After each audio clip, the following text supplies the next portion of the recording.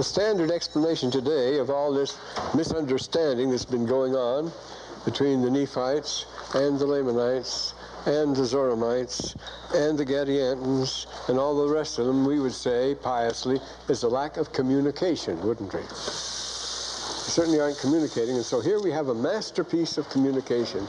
This third chapter of 3rd Nephi is the great letter.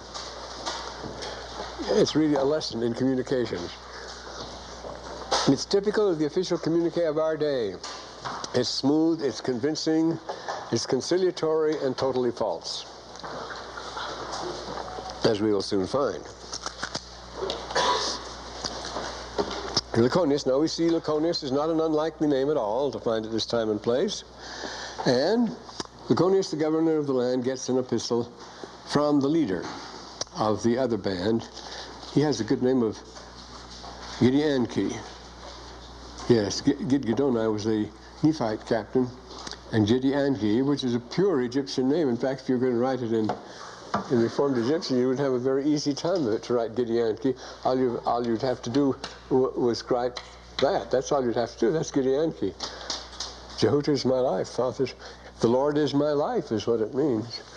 But, and here it is. His name's Giddianhi. We'll get to him later.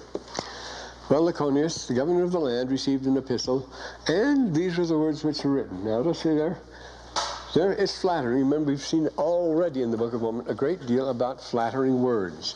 Flattering words get the thing done. If you want to organize a movement, you start out and you end up with flattering words, and they always work. Flattering words are those, of course, that people want to hear. Tell them what they want to hear. It's a very good thing in our society. It's become a fine art, as you know. It has become the cornerstone of the rhetoric of our times. And at this point, I might point out that it is not wars or plagues or famines or climatic changes that wiped out ancient empires and nations. It was rhetoric. This very thing we're talking about, that was the cause of it. Now, I've written some spiels on rhetoric. One of them, I'm not going to hold you up with it, but we must make this clear what this rhetoric is and how devastatingly effective it is. It destroyed the ancient world. Before that, every period that is ended ends up with rhetoric taking over because it confounds all values. We started out on this article years. Now, this was written 33 years ago. This was written 33 years ago in Berkeley, and I was teaching classical rhetoric. And this is what it does. The ancient civilizations were beset by a feverish preoccupation with rhetoric, which suggests nothing so much as a hopeless alcoholic's devotion to the bottle. It destroyed them. Everywhere, the ancients give us to understand that rhetoric, you can call it TV if you want, is their poison, that it's ruining their capacity to work and think, that it disgusts and wearies them, and that they cannot let it alone because it pays too well, and having destroyed everything else, is all that they have of remembered glory. That sounds like an extreme statement, yet we go on here, and how the art of rhetoric was founded. It existed in other civilizations, but it became a big thing in the ancient world with the old sophistic, with Gorgias and Protagoras. Well, Protagoras is a famous one. He starts it out. He starts a school. Gorgias did. These are both dialogues of Plato. They were friends of Socrates, and Socrates denounces them, what they're doing, as the most dangerous thing in the world, and it does have that effect, too. The charge is that he's turning the charge that Gorgias, his friend, our word gorgeous comes from that too, because of his gorgeous style. Gorgias is A-S because it's a Dorian name. He charges his friend Gorgias. He's founded the first rhetoric school. It's paying off enormously. He's turning out liars and businessmen by the scads, and these things begin to spread everywhere. These schools are spreading everywhere, and before you know it, there's nothing else. By mixing rhetoric with philosophy, he turned it to sophistry, for which offense Plato takes him grimly to task. The charge is that he's turning his talents for honest search for truth to the business of cultivating appearances. That is exactly what his teacher Empedocles, whom the younger Aristotle calls the inventor of rhetoric, has done. Fretting like Dr. Faustus, remember in the beginning of Faust, at the limitations of the mind, despairing at ever arriving at truth the hard way. There's just too much to be done in the short span of human life. So Empedocles decides he found satisfaction pretending before the public that he had already achieved knowledge and power. And he says, that's just as good as having it. have the same effect, you have the same satisfaction. Pretend you have. Learn the art of pretending. That will do it. He became the most magnificent of quacks, the father of a long line of skillful impostors. Well, you've all read the poem Empedocles on Etna and so forth. So we have the three big names here. We could start out with them with Gorgias, Protagoras, and Empedocles. And Gorgias wrote three famous books. One was to prove that nothing exists. The second was to prove that if it did exist, you couldn't know it. The third was that if you did know it, you couldn't prove it to anybody else. And so, having settled that matter, he cultivated a new and wonderful art in finding success the easy way. He worked out a technique, says Philostratus, which enabled him to speak offhand on any and all subjects and to prove or disprove any point on demand. This is the skill of the rhetorician, you see, of the journalist and so forth, thereby bringing against himself the shocked and scandalized charge of making the worse appear the better reason. That shocked everybody, but you can do it. You can make any reason appear the best. Traveling everywhere, he proved to the world that nothing can stand up against the art of rhetoric. That's a quotation. His playing with words now captivated the fancy of the rising generation, and all that followed was actually a philosophical nihilism. Schmidt points out in his great work on the subject that it made a hash of all values, including the sacred nomos, the moral order of society itself. Now, Gorgias shares with his friend Protagoras the glory and guilt of selling rhetoric to the world. Protagoras concluded that he was wasting his time trying to sound the secrets of the universe in a short lifetime, burned his books in the marketplace, and turned to teaching rhetoric, achieving the immortal fame of being the first man ever to make 100 minas at the trade, $1 million doing it. His famous dictum that man is the measure of all things led only too easily to the rhetorical gospel that anything goes, the Philistine morality which in the end destroyed Greek civilization. So let's put these two names down anyway, Gorgias and Protagoras. Let's at least remember then. He came from Sicily, and he came to Athens, caused a sensation, and Protagoras, wonderful stories about them. We know exactly who they were. And they gave us the art of journalism, legal display, rhetoric, and so forth. Well, there's some things to note here. They go on and on. The persuasion, what the keyword, the epicurema, the techniques she used. No, we don't want that there. If nothing is rarer than a good orator, nothing is commoner than bad ones, and the rewards of rhetoric were tremendous. Are such rewards to be left lying about unclaimed until the perfect orator comes along? As might be expected, the worst people took to rhetoric like ducks to water. For rhetoric preached the gospel of success. He says, the chance for everyone to succeed. He puts that as success at career. Now this is Mommsen, the greatest of the German Roman historians. Mommsen. Theodore Mommsen. The chance for everyone to succeed was, Mommsen declares, the soul and essence of the Principate. That's the empire after the emperors took over. Its justification for being and its driving power. It was the schools of rhetoric under the benign patronage of the good emperors that offered this plum to every ambitious youth in the empire. You have a right to an education so you can succeed, they say. Quoting, people of every class became inflamed with a desire to achieve the new success. The orator's philosopher, says Cicero, is not Aristotle, who loathed rhetoric, but Carneades, because he was always successful. He never supported a cause that didn't win or opposed one that didn't fail. Lucian illustrates the spirit of rhetorical education when he tells about a boy who went to Harmodius, the greatest flute player of the time. And Harmodius started giving him lessons and telling him, you have to do this, you have to practice long hours. And yes, he said, wait a minute. I don't want to be a good flute player, I just want to be a successful flute player. Well, says Harmodius, no trouble at all then. You practice 1 hour a day and cultivate the right people. That's it. But success is what they were after, and which is a reminder that Isocrates, the founder of the first real school of rhetoric, ruled against the flute as a waste of time. From the time of Isocrates on, wrote Wilhelm Schmidt, naked self-interest ruled in the rhetorical schools. Success meant getting ahead. All else was eliminated. Cicero simply can't understand those Greeks who actually like to talk about things which are both hard and impractical in the schools. Those people have no word for inept, he says, with scorn, but play with ideas for their own sake. That, for him, is against the whole spirit and purpose of rhetoric and education, which aims to get results and no funny stuff. We should keep our boys away from such stuff, he cautions. Why study anything but rhetoric is the great Seneca's challenge, and he became the richest man in Rome. What good is astronomy except for fixing horoscopes and keeping appointments? It's like Cornelius Vanderbilt, who never learned to read because it would interfere with his business. Mathematics teaches me to make my fingers organs of avarice. That's as far as Seneca can see. Music is good, he says, because it is no good, because it will not stop fears, nor sell anything, nor still appetites, as rhetoric will. Geometry teaches me to measure a field. How much better to know the measure of a man, and so forth. It's human engineering that's going to pay off. And then Seneca's interest in things went only so far as they would support his case. But even the case concerned him wholly and simply on a pretext for pushing his own career. Cupit enim se approbare non causam was his slogan. It is yourself you're selling after all. Yourself. It doesn't tell your cause. You can take either side. It doesn't make any difference what products you're selling. It's yourself you're selling. And this was the philosophy of the time. For the rate of success meant three things, right out of the Book of Mormon: fame, wealth, and power. We're going to get that here. It does remember the four things that Nephi talks about, Nephi 22, 23, and so forth. Well, we talk about these things, but this is what ruined the ancient world, and it can, and I say this was 36 years ago, before we had the new developments of rhetoric, before we had the techniques here, such as Mormons not recognize the fatal Gresham law by which bad rhetoric and art and education, like bad money, always force the better product out of the market. There can be no truce between the two, and so forth.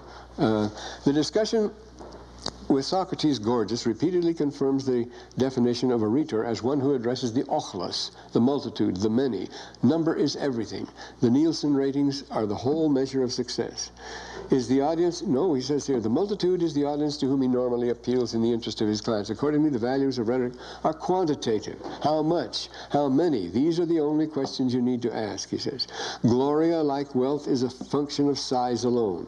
The greater the cheering multitude, see, these are your Nielsen ratings, the greater the cheering multitude, the greater the glory and success of the one cheered. Now, incidentally, this article is the only one I've never been able to get republished. It was published in Berkeley and caused great sensation, but internationally, but no one will touch it around here. Isn't that interesting? They publish all the garbage I don't want them to print at all, but they won't touch this kind of thing. Maybe it's too close to home. There is no exception to the rule. For all the fastidious and hypocritical protests of those scholarly rhetors who affected to despise the mob, rhetoric, according to Augustine, is the art which, animated by necessity rather than purity, scatters to the populace from its overflowing bosom, the Roman equivalent of pockets, an abundance of delights, thus leading them to comply with his interest. You can have whatever you want out of people if you only give them what they want, without question and without hesitation. The rhetor, says Philo, is the slave of 1,000 masters. The public is her whore, her minion, her lapdog. What do you want me to do? Cries Dio Chrysostom to the people of his native city. I'll do it. And so it is. Give them anything they want, and that's what we want to find. And the orator must stoop to conquer, and a quick and frightening rebuke awaits him if he doesn't stoop low enough. For all his toadying, Dio was banished for being unsociable. Libanius to clear himself of the same terrible charge, and Apuleius was investigated time and time again because he was suspected of being an introvert. Go easy on philosophy, Cicero advises. Don't talk over people's heads. They don't like orators who make them feel stupid. Best keep your books at home for your private leisure. You can see the direction everything is going in here. Everything must be, we're quoting again here, everything must be accommodated to the common judgment and popular intelligence. For the rhetor sells to everybody. To find out exactly what the people want, the hardest part of the rhetor's work, the secret of his success, was the canvass or survey. Well, this is your poll, you see. The careful trial and error game of empiria. Quote, to pick out just those things that appeal most to listeners and not only delight them, but entertain them without ever tiring them. Yeah, this is what Brother Worthland does. He finds out what people want, and that's what the party gives them, you see, because that will get you elected. Whether it's our policy or not has nothing to do with it. If they want that, that will be our policy. Well, once you have that, he says, the rest is easy. Simply scratch and tickle the ears of those who want to be tickled, taking care never to speak harshly to them, and so it goes. The landslide of vulgarization once started could not be stopped. I say it's just like TV. It all goes in one direction. Good men were intimidated and banished from their cities by mobs who could always count on finding orators who would never contradict them. Society reserving its richest rewards for those who could justify, condone and confirm its vices. Even a strong-minded emperor tried to stem the tide, like Marcus Aurelius, could wreck his cause by refusing to play along with the showbread city crowds and even risk his person if he dared to talk back to them. The orating bishop who tried to introduce a fancy word or new idea into his sermon might find an angry congregation shouting back at him, or even have a riot on his hands. There's only one thing to do, as St. Augustine observes: don't fight the stream. O vi tibi flumen moris humani, quid resistus tibi. Oh, woe thou tide of human custom, who can possibly resist you? You have to go along with the current, and so forth.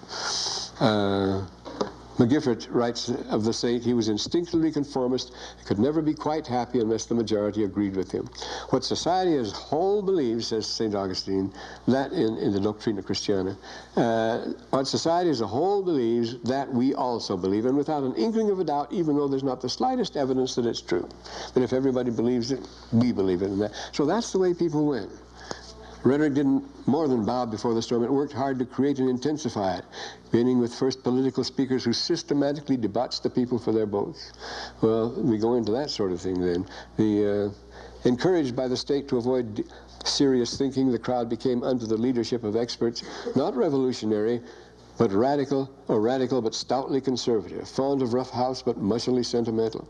In time, they learned even how to exchange spontaneous tears and laughter for the nicety and propriety of organized and directed applause. They had direct applause too. They would lead cheerleaders. The Stasiarch would wave a flag and he'd lead the cheer, and they'd all yell together and so forth. And so it goes, this unbridled passion for the spoken word. Well, what did it do? Something. Experts knew exactly what could sell and what would not sell. They had it all at their fingertips.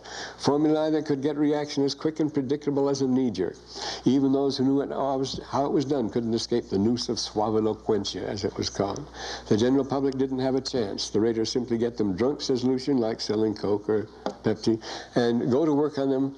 Flesh and blood can no more resist the impact of a good tried and tested rhetorical assault than it can take a cooler, praising look at the Gorgon's head. You are paralyzed before you know what hit you. A properly trained rhetorician can make his audience clay in his hands, helpless automatons without a mind or will of their own, and that was the effect they were after, and that's the effect they got.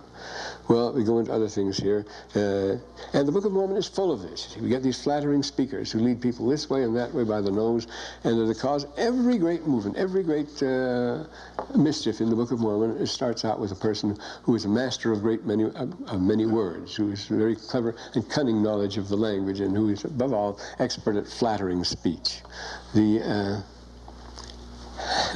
With the introduction of the second sophistic, the arts and sciences of the West entered a period of decline from which they were never to recover. At the same time, the school entered on a career of undreamed-of expansion and splendor. As steadily as civilization sank in the scale, the school mounted on high, till the one reached a peak of enduring glory and authority at the very moment in the 5th century when the other came to rest at its final and permanent bathos. The school never recovered. Everybody went to school then, but they never learned anything. This is the point. That's because of what the school became, the schools of education. There came a day, says Cower, when the cultural deposit of the past had become just too great for any mind to absorb, so they don't try anymore. While on the face of it has already been done, all future creation lost heart. They couldn't think of anything new, and they never created a thing for centuries on end. This happens, you know. From then on, learning the hard way was just too hard. The creative spirit was left with nothing to create. The only answer was rhetoric, the wonderful art by which an ordinary person could master all knowledge in his sleep, as the brochure said.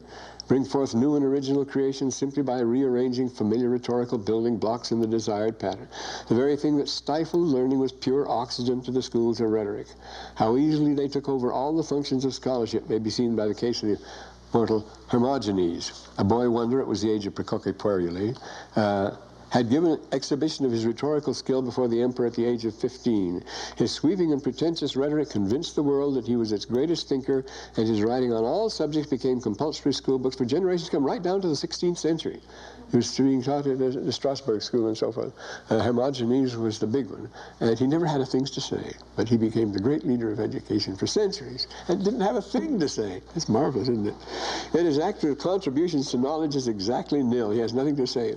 As the brain that feels for the body is unable to feel of itself what is happening to it, so the antique school seemed utterly incapable of judging its own ineptness. The actual productions we have, they've been collected by Rabbi M. Rabbi of Oxford, has collected 3 very fine volumes on this one, Latin secular poetry, the other on Latin, others on Latin religious poetry.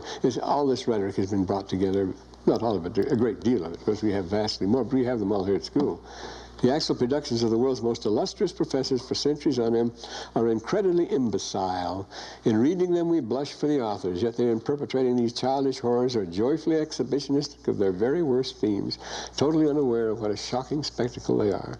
Rhetoric, like Mephistopheles, gave them success, but took away their brains in exchange. And then we get this, the horrible result of all this. You see, look at Mormon. From the 2nd century on, the chief characteristic of every branch of science and art is the inability to create new compositions.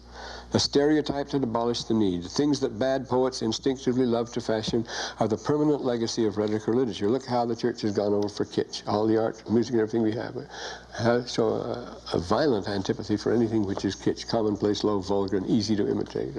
Our favorite author is a Seventh-day Adventist painter. Our artist is a Seventh-day Adventist painter, as you know, Harry Anderson. But he paints these Coca-Cola ads that are very, very folksy, very down to earth, no artistic value whatsoever.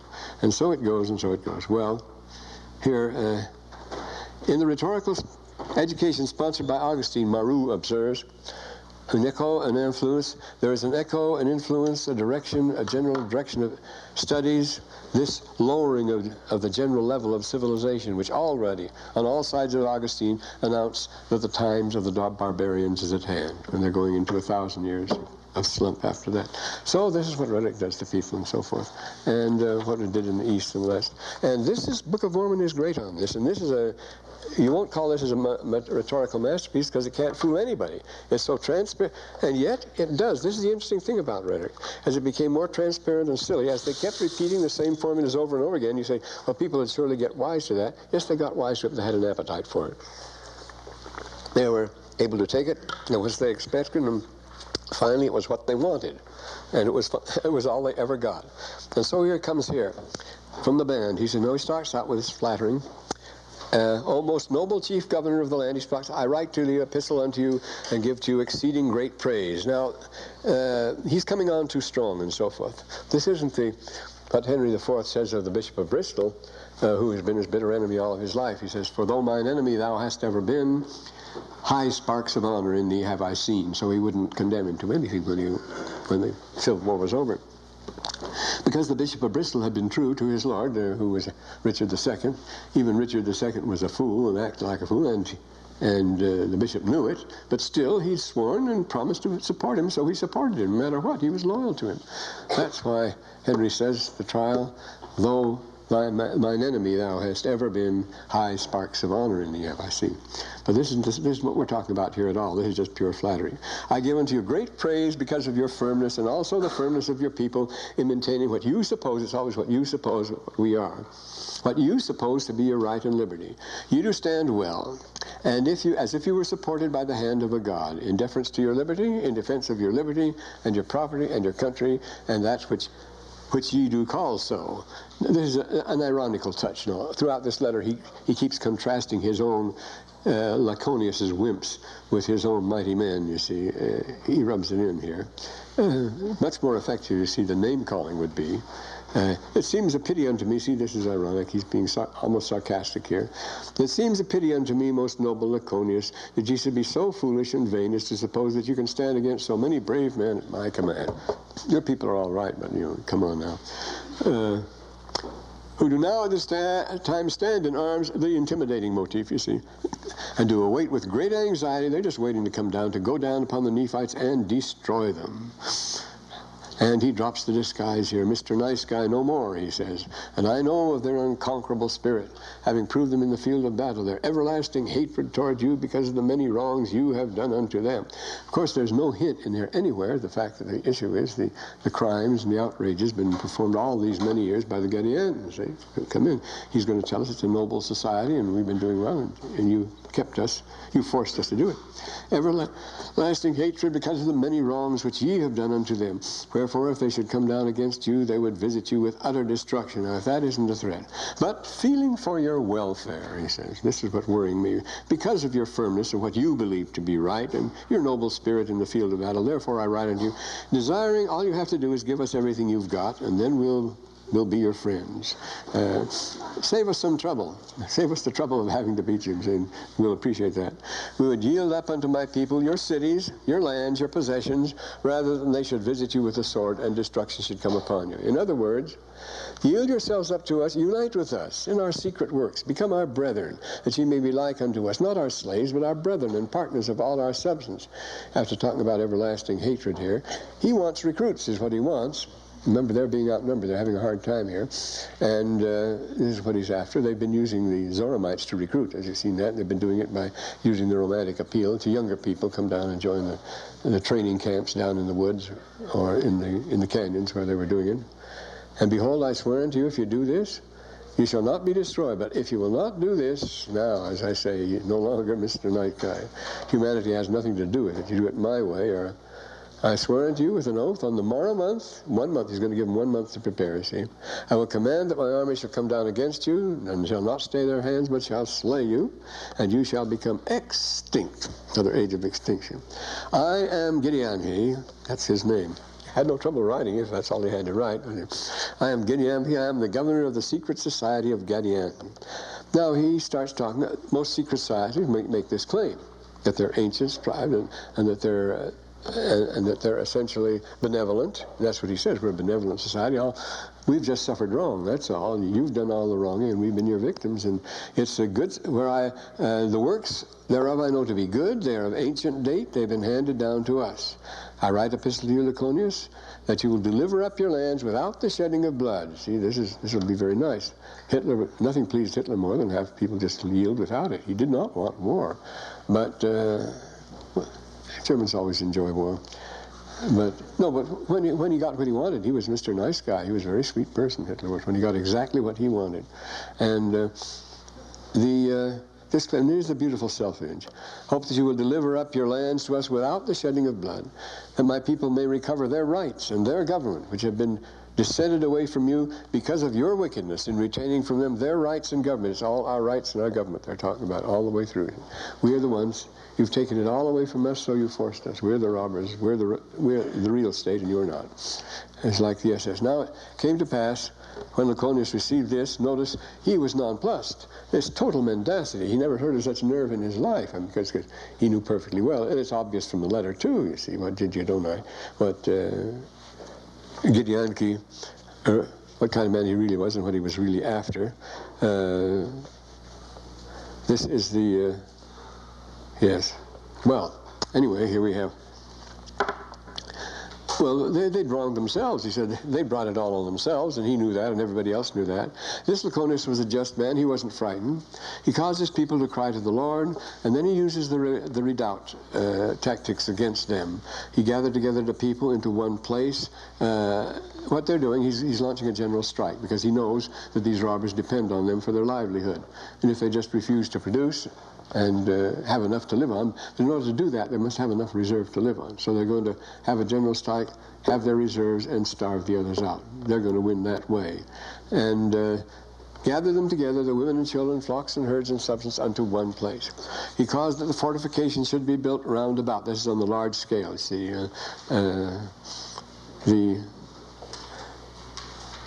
Robbing them of their labors. And he's placed guards round about and so forth.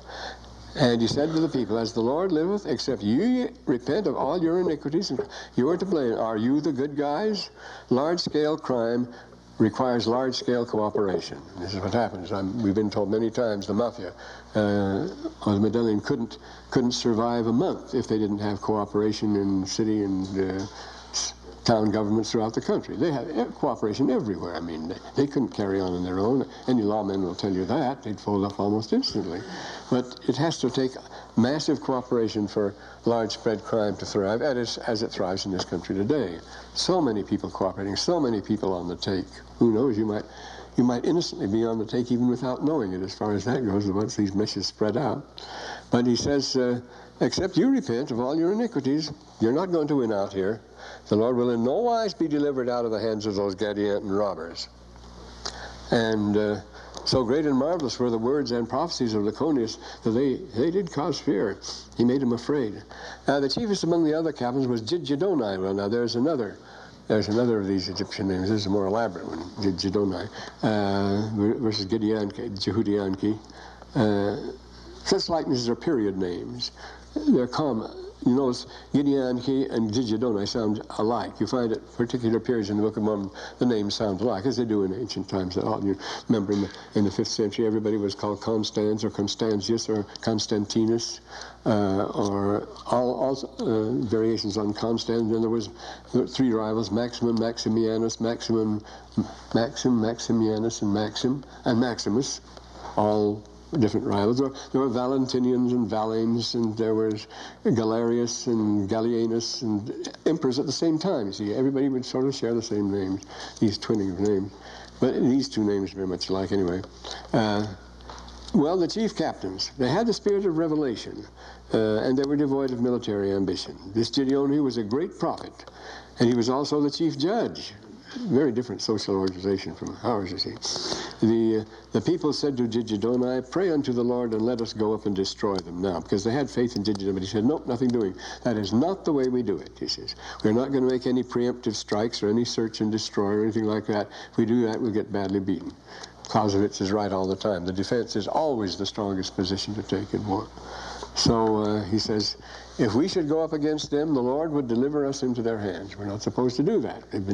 All wars so far have been fought on Nephite soil, and they say if they invade, that's different. Wait till they come against us. Notice he says in the 21st verse, we will wait until they come against us. So he sent out a proclamation of Lachoneus, and they marched forth by thousands as they're gathering the stuff together. It was a big thing. Gathering themselves together to defend themselves against their enemy. The redoubt. It's the redoubt psychology. It doesn't work for long. You must have enough supplies to outlast the enemy, and then you can do it. You must have a strong enough defenses. They had everything they needed for that. It can't usually be worked because it can't last for long. You can be starved out. That's the thing. This time it was the other way around. It was the outer ones, the Gadiantons, that could be starved out because they didn't have a source of income in the land. They wouldn't, if they started to cultivate or anything like that, they would immediately, the Nephites would descend on them. So it explains this here, what the economic arrangement was, and the land bountiful. These are the people who were called Nephites, and there was a curse upon the land northward. They did fortify themselves and dwelt in one land and in one body. The reverse of the Sietch, you see, and they did repent of all their sins. The people appeared in the in ancient medieval times, on the Vulcan, the great rivers of Europe. The Sietch was an island, the big islands in the center where robber bands would retire, and they were their strong places. They were very strong places. The Sietch, you find the stories of Taras Bulba, the great Russian novel about the people of the Sietch. And this is the reverse. It's the good people are in the Sietch now, and the robbers are on the outside. But they think, well, they have the whole land to plunder. Why don't they? Because it was burnt earth policy. They've taken everything off it. This is very effective, as you know. This is burnt earth. This is what beat Hitler in Russia, and Napoleon too, because the people left nothing for them to live on. They did repent of their sins. That's the important thing. And did put up their prayers. And they were exceedingly sorrowful because of their enemy. Giddianhi did cause that they should make weapons and so forth. And then chapter 4 is the general strike and how effective it was. The armies of robbers began to sally forth from their hills. Easy pickings. Found the land vacant, but that was just it. There was nothing there. The land had been left desolate. Well, there was black earth policy. And there were no wild beasts or no game. They were depending on those, save it were in the wilderness. And the robbers couldn't exist for want of food. The Nephites had left their lands desolate, their own lands. They didn't leave a thing for them. You see, could have burned their houses and all the rest. Therefore, well, when the Saints went south in 1857, Brigham Young ordered every house in Provo to be burned. You know, they had straw and combustibles in every house in Provo. Every house was to be burned all at once. They didn't have to do it, turned out, but they were ready to leave everything and burn all their crops, leave everything blank, just like that. So they'd have nothing to live on, and that's what defeated Johnson's army, actually. They had nothing to live on except what the Mormons sold them. So that a year after Johnson's army occupied, Brigham Young stood up in a general conference and said, "I thank God for the United States Army. I am $1 million richer than I was a year ago." Because as soon as he heard the army was coming, he hitched up his horse and buggy. He had a black, what was his name? He had a black footman and driver of whom he was very fond. And he says, what was his name? He says, "Get down to Provo just as fast as you can." So he dashed down to Provo and tell them, that the army is coming, that they're to double the prices of everything, charge $1 a piece for eggs and everything else, and they did, and the army was glad to pay for them. The government was paying for it, after all, anyway. So they were able to sell produce to the army and get them, make themselves very prosperous. It was the greatest source of profit they had at that very difficult time that they were in. The army struck, hoping to wipe them out in their weakness, and handed it all to them on a platter. Well, but there was no land for robbers to plunder, except that was their business, save to come to battle. Excuse me, this accounts for their generous offering. Armies do exist by coercing, by destroying. What kept the 30 Years' War going was the system that was invented by the Austrian general, the system of requisitions. The army would just go into a town or village and requisition whatever it needed. There was no talk of contract or anything. In other words, it was plunder, living by plunder. And that's what kept it going. Well, that was Wallenstein, great Austrian general Wallenstein, introduced requisitions, and everybody started doing it then, but they couldn't make requisitions here because there was nobody home. And they took their provisions of every kind that they might subsist for 7 years. Now, that again was a set policy in ancient times, the 7-year cycle. You know, the 7 lean years, 7 fat years, and so forth. We have 11-year cycles today because that's the normal sun cycle. But the 7-year cycle was standard. You would get enough food for 7 years. And this is the law in Israel, too. Remember, it's every 7 years, the year of release, the Lord's year. The year of release was the 7th year. The great year was the 7 times 7th year, 49th. So they were just following the old Jewish custom of getting all the stuff you'd need together for 7 years, for a 7-year cycle. And it was expedient that they should go up to battle again. Now, they're forced to fight. They have no other source of income, the poor Gadianton, so what are they going to do? They had no way they could subsist save it were to plunder and to rob and murder. That's the way it was, and they durst not spread about in the land. If they tried to do it that way, then they exposed themselves everywhere. So they couldn't raise grain. That'd take too much time and effort. Didn't want to do it anyway. They would be sitting ducks if they tried to go out and farm that way, because that's what they'd been doing to the Nephites all these years. So, what would they do? What a picture.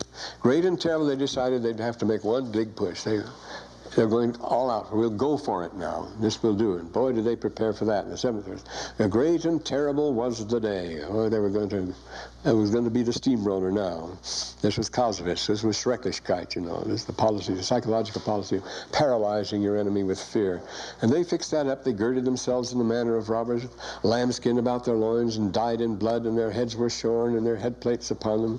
Great and terrible was the appearance of the armies of Giddianhi, because of their army. Reminds you very much of the Teutonic Knights in Prussia, who terrified the people mostly by their fantastic costumes. And knights, they wear the head plates, you know, with deer's antlers and horns and wings and all that sort of stuff, and paint themselves as dragons, make themselves hideous, and go out by night, scare the daylights out of the peasants. This psychological effect was very important in the Middle Ages, to make yourself utterly hideous, you see, and then put a defiant device on your shield, defying all other persons. I think the best device would simply be put "you're another" on yours, you see. And then dyed in blood, their heads were shorn, and their head plates. And it came to pass that the armies of the Nephites lifted up their cries to God, and of course the armies of Giddianhi, he thought that they really had him now. They were terrified. It wasn't that at all. They thought there was a shout in a loud voice because their joy, for they supposed that the Nephites had fallen with fear. But it wasn't fear, it was God they feared, and so it went on. And there never was known a greater sky. This was not the literary style here. The battle commenced in this 6th month, and the great and terrible was the battle thereof. Yea, great and terrible was the slaughter thereof, insomuch there never was known so great a slaughter among all the people of Lehi since he left Jerusalem. That was the battle of battles. All one side, all out against all the other. And, to their surprise, the Nephites beat them back, pursued them as far as the borders, and you can understand this was the only time they gave the order to take no prisoners, and they didn't. They should not spare any who should fall into their hands. They did pursue them and did slay them to the borders of the wilderness. They got out into the wilderness. But they defended their own turf, you notice. They pursued them to the borders, but not over the borders. They defend their lands, and that's it. And Giddianhi was pursued and fled, and he was killed, and that was the end of him, we're told. And the robbers didn't come again to battle. We had to move along here. But still they had to live. He didn't kill them all, you see. So a lot of them came, so they started coming back again. They came up to lay siege again on the 21st year. And they cut them off from all their outward privileges. Every time they tried to do anything, this is what they tried to do. The people of Nephi, they should cut off the people of Nephi from their outward privileges. I mean, when they went to work in the fields or do whatever they had, to trade or anything else, they'd be waiting for them. And another leader, they had Zimlarah, and this was an advantage to the Nephites, just what they wanted because of their much provisions. They had enough to live on, but the others didn't. And they're exposing themselves is what they're doing, you see. The robbers had nothing save it were meat. And wild game became scarce. That goes very fast, doesn't it? Suddenly deer became scarce in Utah this year. The deer hunt was very poor. A few years ago it was lavish, had all the deer we wanted. Deer hunt, not this year. Who knows? It comes and goes. In the 1950s there was sort of a popular, when they were talking about the bomb and everybody was building shelters, bomb shelters and this sort of thing, many people had the idea that they could go out to the mountains and live there until the war would be open. That would be over and it wouldn't bother them. They could live on game, this, that, and the other. They couldn't last a week that way. There wouldn't be enough at all. It's the same thing. They've exhausted their resources here. We don't have unlimited resources, inexhaustible resources anymore.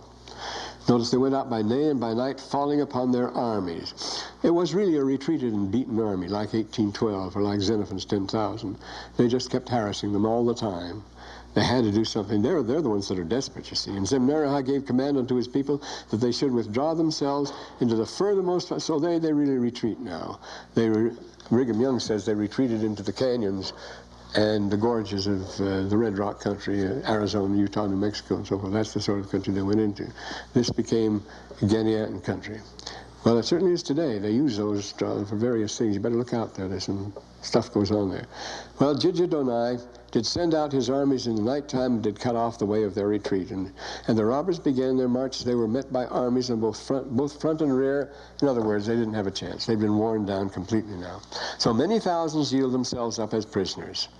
And their leader, Zimnerah, was taken and hanged upon a tree. Now, the same thing happened to Nehor, was hanged upon a tree. This is a very interesting rite that's mentioned in the Book of Mormon. It's not mentioned in the Bible, but it's an important one. We're told when the Watchers were sent down to convert people in the time of Enoch, when the world had gone very bad and got very wicked, there was a sort of, after the sons and daughters of Noah apostatized, Adam apostatized, there was a crash program to send down and try to turn things around, and these watchers were sent down. They were angels upon the earth, and they were tempted by the daughters of men, and they fell, and they were led by Harut and Marut, and they perverted all the ordinances of the gospel. They had the ordinances of the gospel, but they used them. They said they thought they preached they were using them in righteousness, but they were using them for evil purposes. And because they were the first ones who ever rebelled, as happened with the case of Nehor, because he was the first. We're told that Nehor was the first in the Book of Mormon to rebel against the order the Lord had established. They were hanged, and they had to be hanged, because the earth would not receive them as it would not receive Cain, and heaven, of course, couldn't receive them. So Harut and Marut, to this day, and this is in the Quran, are suspended between heaven and earth, hanging there, because the heaven wouldn't have them, the earth wouldn't have them, and until the day of judgment comes, they have no place. They just have to be suspended there. And then, of course, we can't even blight the air, and then the tree here is cut down then, because it was hanged upon a tree. And this becomes an ordinance. This whole thing is an ordinance here. They felled the tree and cried with a loud voice, saying, and then this is a chant, which they were all led by a Stasiarch, you see. They caused to be felled to earth. This was like trampling on the clothes, remember, trampling on the garments. There's a very well-attested Hebrew custom that we have in the Book of Mormon, too, where we have the title of liberty and so forth. The people brought forth their garments and trampled on them and say, may God trample on us if we break our covenant. Same thing happened here. May he cause to be felled to earth all those who shall seek to slay them because of power and secret combinations, even as this man hath been felled to earth. It was the old Hebrew custom, you see, that Jonathan Z. Smith has written about. And may the God of Abraham and the God of Isaac and the God of Jacob, see, this is the old Jewish custom they're following now. The God of Abraham, God of Isaac, and the God of, they're reciting a formula. Protect this people in righteousness so long as they shall call upon the name of their God for protection. It came to pass they did all break forth all in one. See, they're all singing, chanting in one voice. It's chanting. How about this chanting of a whole nation all at once like that? Well, we're seeing it today. In the main squares of Prague, and Budapest, and even Sofia, and Leipzig, all over. And the people singing, people all singing together. In Prague, they all sang the national anthem together, and they chant these things. So it's a case of the whole nation coming together, celebrating a new liberty, a new freedom, and they all chant together. And here we have it in the Book of Mormon. We're finally catching up with us, see. We're finally catching up with the Book of Mormon, we might say. These things that sound so strange and distant to us actually happen, and they're happening here, you see. When it says that all the people did rejoice, saying with one voice, they did break forth in one voice, singing, and praising their God for the great thing he had done in preserving them from the hands of their enemies. Their hearts were swollen with joy when God had delivered them because of their repentance. Well, we're seeing something akin to that in the world today, though whoever dreamed 2 years ago anyone would see such a thing actually happen. Well, now we come to a happy part here. Now, everybody converted? You say, this is going to be wonderful now. Everything is going to go well from now on. And of course, if we know the Book of Mormon, we'll say, don't fool yourself. Or if you know human nature. There was not a living soul among all the people of the Nephites who did doubt in the least the words of the holy prophets. And now that's complete conversion. It's like the celebration of Salamis, isn't it? A magnificent affair. All the holy prophets who had spoken. And they knew that it must be expedient that Christ had come. They had already had the signs. Therefore, they did forsake all their sins. Now, this is going to be a happy state. Any bets? How long is this going to last? You see? Are you going to be willing to place any bets on this? Well, 6 years is the outside limit. Within 6 years, they were wicked people. It's pretty good. Hang on for 6 years. Forsake all their sins. And they took all what you see. They didn't kill all the prisoners, by any means. You see, and they had taken all the robber prisoners, and they caused the word of God to be preached, and they were rehabilitated, in other words. And they gave them lands, and they were set at liberty. The fourth, see, this is what they did to those terrible robbers. They preached the gospel to them, set them at liberty. And as many as were found breathing out threatenings against the brethren who hadn't laid down their arms, the unreconstructed rebels here, they were dealt with punished according to the law. We've not told us what it is here, but they weren't given the same satisfaction. But anyone who wanted to come around, this is fine. And they gave them lands to settle on. Then there's a count of the record here. The things that happened now, these are great times. This book can't contain 100th part of what was done among so many people in the space of 20 and 25 years. This is the 25-year period now. But there are records, a true account given by Nephi. I make a record on the plates which I made with my own hand, and this record is by Mormon. See, this is made after it's all over. He's named after the Waters of Mormon, where the church was first established by Alma. The Waters of Mormon. Being called Mormon after the land of Mormon, the land which Alma did establish the church among the people, yea, where he first baptized them by the waters of Mormon, where it was so beautiful. He sings the hymn about the waters of Mormon. Now, all I've given you is the Book of Mormon. And the 15th verse, it tells us what the Book of Mormon is. See? It's a small book. A small record from that which has taken place from the time that Lehi left Jerusalem, even down to the present time. So we still call it the Book of Mormon because it was edited by Mormon. After all these things were over, see, Mormon is the last survivor, except for his son Moroni here. Now, I make a record of what I've seen with my own eyes. And according to our language, there are things which, according to our language, we can't write. Now, how is it possible that there could be something you couldn't write because of your language, that your language wouldn't lend itself to writing like this? I don't think English would lend itself to writing like that. I don't think it would at all. Giddianhi, I am Moroni. Notice, there's a very interesting note on race here. I am Moroni and a pure descendant of Lehi. Well, I thought everybody were descendants of Lehi. Oh, no, not by any means. It's something to boast about, to be a pure descendant of Lehi. Everything is all mixed up by now. Blood of dozens of stocks. So when he says he's a pure descendant of Nephi, there's a reason for saying that, and it's a kind of boast. He's proud of that. When he came out of Jerusalem, he says, no, many have sneaked out of Jerusalem, including Rabbi Akiba, and without anyone knowing. And it says, we got out of Jerusalem, and you won't find any record of it back there, because nobody knew about it when we left. Now, and then he says, you shall bring again a remnant of the seed of Joseph, and surely as the Lord liveth, he will gather in from the four quarters of the earth all the remnant seed of Jacob, which includes far, far more people than you ever dream of. And so we've seen how Abraham's descendants, how they multiplied and filled the earth at a time when the population had sunk almost to nothing. It had been a time of great extermination. The house of Jacob will be filled in his own due time unto the restoration of the house of Jacob unto the knowledge of the covenant that he hath covenanted with them. And then shall they know their Redeemer, who is Jesus Christ, the Son of God, and then shall they be gathered in from the four corners of the earth to their own lands. Notice there's more than one land here for the gathering. To their own lands from whence they have been dispersed. And now we began a new epic here. We're on the lap that start racing now. The amazing developments now. We're now in 29 and 30. You see, these others were back there. Well, but I say only 6 years earlier. Now what's going to happen? There's going to be one more very bad time, and then the great destruction, and then the coming of the Lord. These things go fast, so we have to take it fast. I want to get the coming of the Lord. That's very important here. We got to get at least that far here. We only have 3 more times, or 4, 2, 3. Yes, 3 or 4. I'll figure that out soon enough. So now these are the exciting chapters. They really pick up now. Now look at this. Book of Mormon. Here Joseph's been writing the Book of Mormon. He's gone 410 pages here. And he's kept up a pretty good pace. He's got every idea you could think of. All sorts of preaching sins, everything. Well, he's given us a pageant of a civilization, everything. But now comes the exhausting. What can he do to top this? This is a hard act to follow. What can he possibly say after that?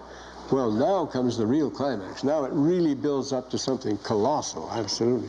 How could you handle that if you were writing the Book of Mormon at the age of 23 to play a practical joke on your family?